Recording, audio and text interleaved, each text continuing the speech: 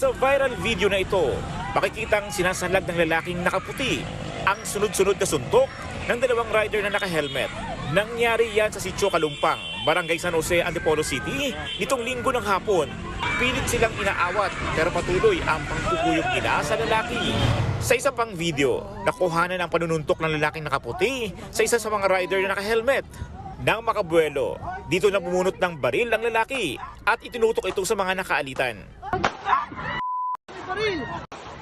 Umalingaw-ngaw ang sunod-sunod na putok ng baril. Bumulagta sa gilid ng sasakyan ang rider na nakasuntukan ng lalaki. Hindi pa siya tumigil at pinagbabaril pa ang ibang kumuyog at umawat sa kanya. Matapos mamaril, nilapitan ng lalaki ang isa sa mga tinamaan na babae. Binuhat niya ang biktima at sinakay sa kotse. Ang babaeng yan, kinakasama pala ng lalaki. Matapos niyan, hinila pa ng lalaking namaril ang nakabulagtang rider palayo sa kanyang sasakyan.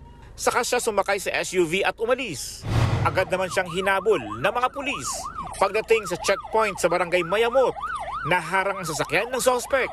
Pinalibutan ng mga pulis ang SUV at pinababa ang lalaking namaril saka pinusasan.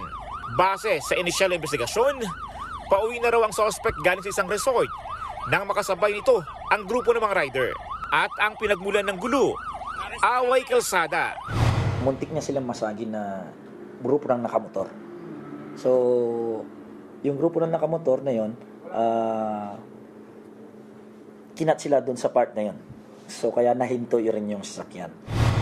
Ayon naman sa suspect, ang mga rider ang nanggit-git sa kanya. Depensa niya sa pamamaril.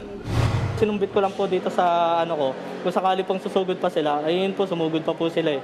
Anuin pa po nila ako, bubugbugin pa po nila ako eh.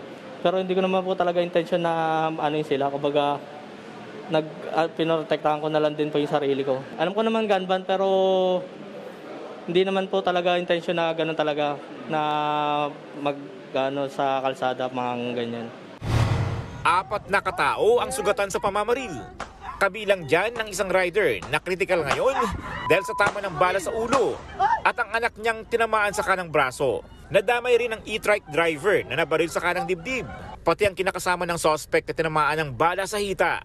Maharap ang suspect sa kasong multiple frustrated homicide at paglabag sa eleksyon gun ban.